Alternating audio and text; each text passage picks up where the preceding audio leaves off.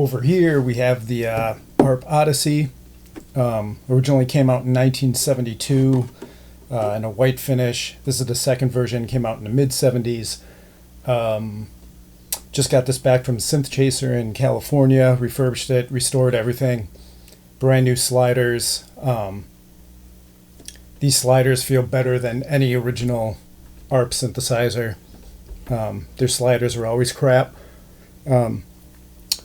These are also much nicer than the cheaper sliders you can get. Well worth the money. I highly suggest it if you're into these. Duophonic. This up here is the 1977 ARP Avatar. This was made. It's essentially an Odyssey turned into a guitar synthesizer. They spent $4 million making this, and only sold about 200 were made and sold, they say. So that killed the company. I'm using it as an expander module kind of thing. So this triggers that. Still looking for a guitar pickup for it so I could use it how it's supposed to be used, but they don't come up very often.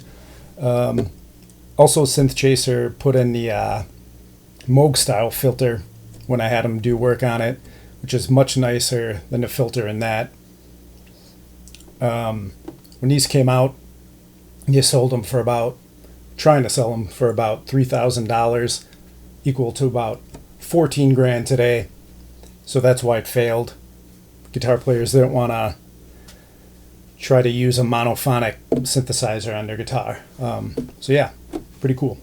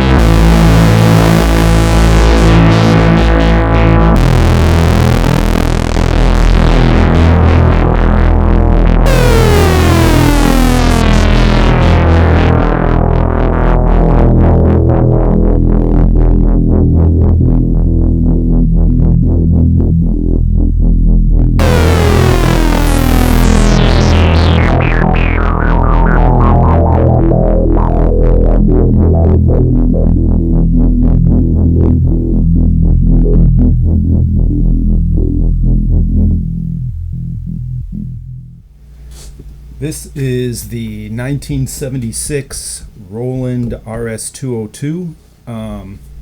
Just a real simple 70s string synthesizer. This was used all over a lot of classic like disco and funk albums. I was thinking about getting a ARP Selena string ensemble, which is like the string synth to have.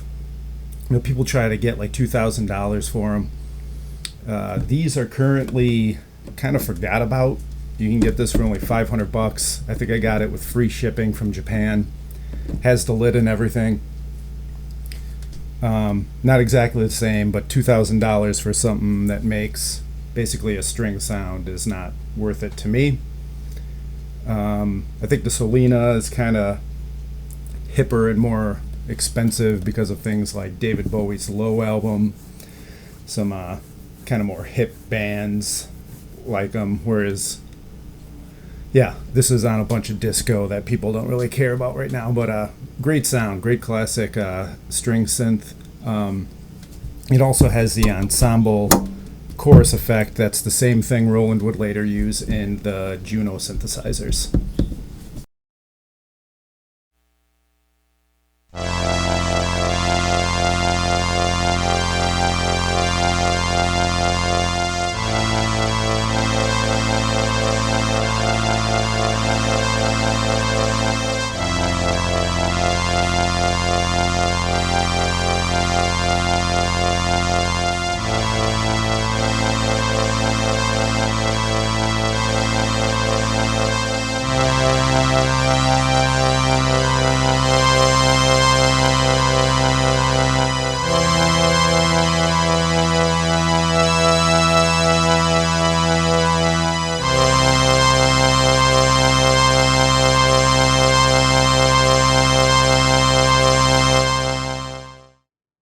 This is the Sequential Circuits Pro One.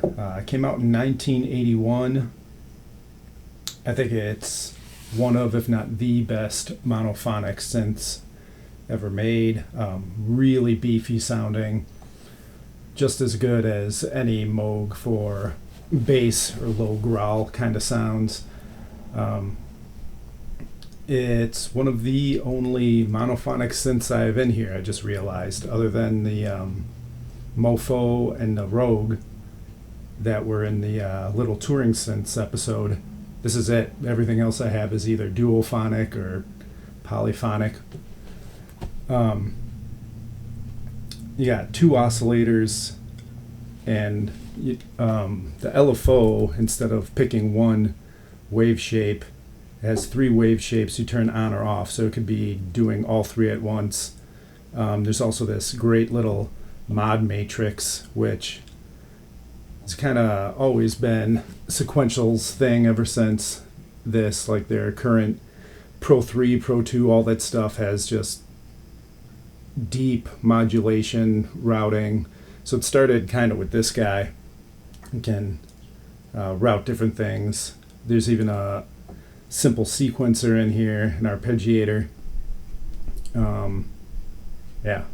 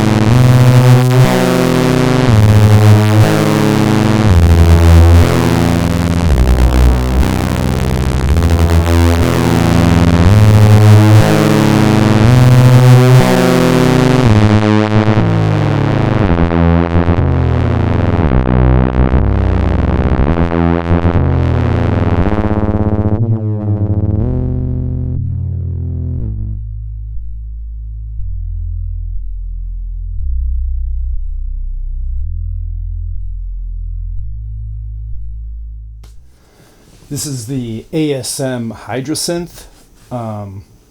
New company, new synthesizer. Came out 2019. This came out. This is this company's first release. Absolutely one of my favorite synthesizers ever made. I've had over 80 at this point. I think there's over 500, maybe over 600 waveforms, something like that. It's a 3 oscillator per voice polysynth, but each oscillator you can pick up to 8 different waveforms and have them morphing into each other. You can just pick 2, you can pick 8, whatever you want. You can have whatever you want, moving them, whether it's an envelope generator or an LFO or whatever, key tracking.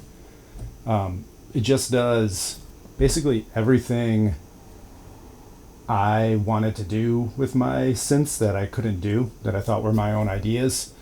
But yeah, it has 5 LFOs, 5 envelope generators, built-in effects. Besides the different wave shapes, there's all this like mutator stuff over here to change them. Arpeggiators, this really nice ribbon controller that could be bending or modulating, or there's a theremin mode, so it's like playing a whole another thing while you play the keys with your other hand. Definitely one of the best synths I've ever played. There's now a large deluxe version and a smaller, more portable one that just came out, or was just announced. They're coming out soon. But I'm fine with this one. Stick around for the next episode, which will be maybe the last. It'll cover 4 of my current real favorites that are kind of in a corner by themselves. Yeah, thanks for watching.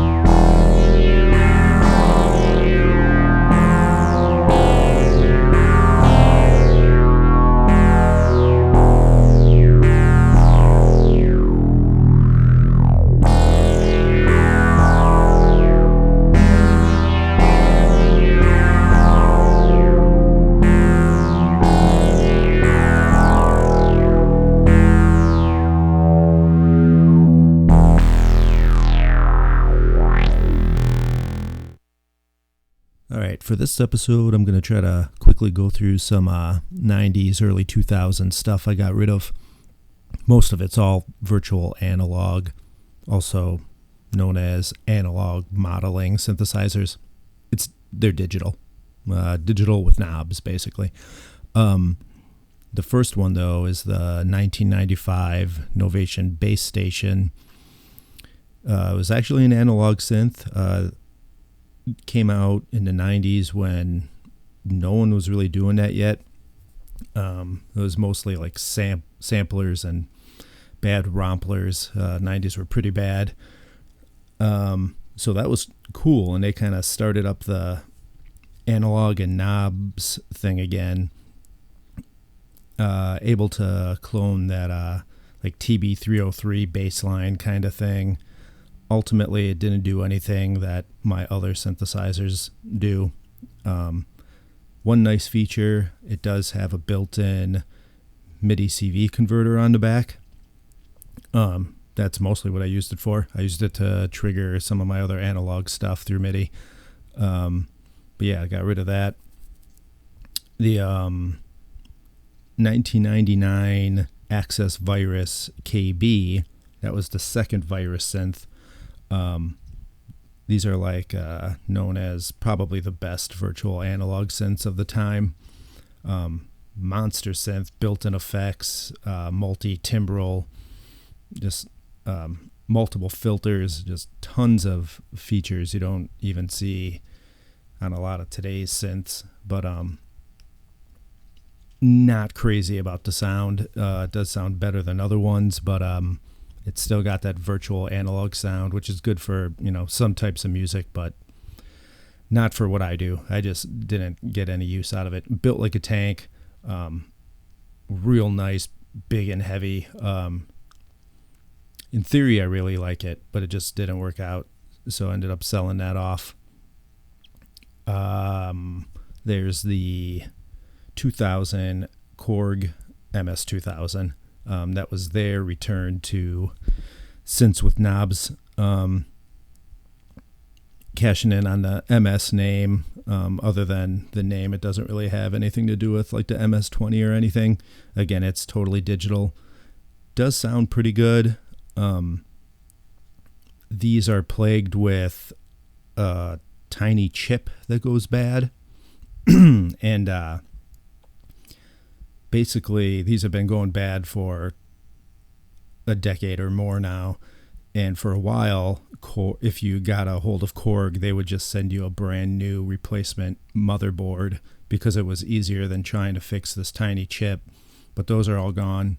So they're all dying. There's nothing you can do about it except look for maybe a rack version or a beat up, another one that you could swap the boards on. I wouldn't bother.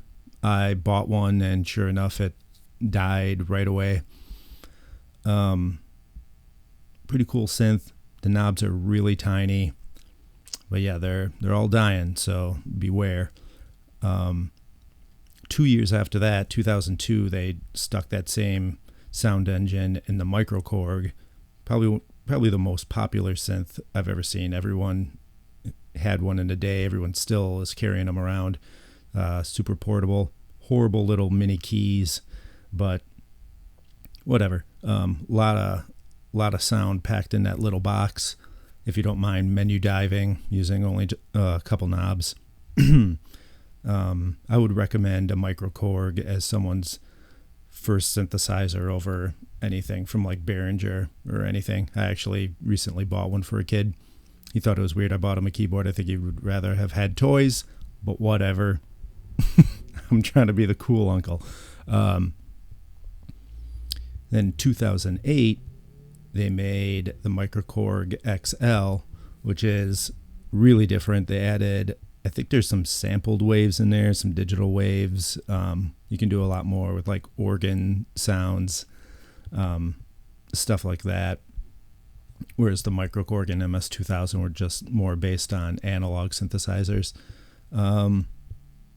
Again, had a built-in vocoder like the original Micro Korg and MS-2000. But again, I don't like these little plastic boxes. Never wanted to go play the thing. So barely touched that, sat on a shelf, finally sold it. I bought the 2000 Oberheim/Viscount OB12. Some people say it's not an Oberheim because blah, blah, blah. Tom Oberheim didn't have a lot to do with the design, but it was officially licensed by Viscount. It is a really cool and powerful synthesizer, multi-timbral. It actually has the patch morphing that you're seeing in like new things like the Polybrute and the Pro 3. The OB12 was doing that back in 2000, although it is digital. So, I mean, it's a lot easier to do, I imagine, than actual analog. I could make really great patches on it, but when it came to mixing it with other stuff, for some reason, it just didn't work. I don't know why. It just wasn't playing well with my other stuff, so I ended up selling that. Those are plagued with screen that goes out, but you can get replacement screen that's really easy, drop-in replacement if you don't mind opening it up and just unplugging a cable. So yeah, they're known to be glitchy, but they're not nearly as iffy as like an MS-2000 or other things that people buy. So just so you know. And the last thing I'm going to mention here is the 2016 Roland System 8. This is basically, I would say, a soft synth, or rather multiple soft synths in one plastic box. It comes with the, mine has the Jupiter 8 clone in it, the JX3P clone, and the Juno 106 clone inside of it. They're all fine. I wouldn't say they sound great. I'd say it's that style of sound. They kind of bore me, honestly. All those synthesizers do, just boring, normal polyphonic sounds, but it all depends on what your style is and what you're playing is like. To me, it doesn't do anything for me. The actual System 8 sound engine is way more interesting. You get crazy sounds out of it. That's the coolest part of it. And then you could stack that with those clone synth engines and do stuff like that. It does only have one LFO for some reason. I don't know why someone would build a new synthesizer that's digital and can easily have a lot of stuff going on and only put one LFO in there. But whatever. Ultimately, like everything that I would do on it, I can do with my other stuff. Plastic, super light. I think the green lights are cool. A lot of people don't like them. I think it looks nice, but didn't need it. And that one is currently up for sale. Everything else I just mentioned is already gone. Yeah, that's it.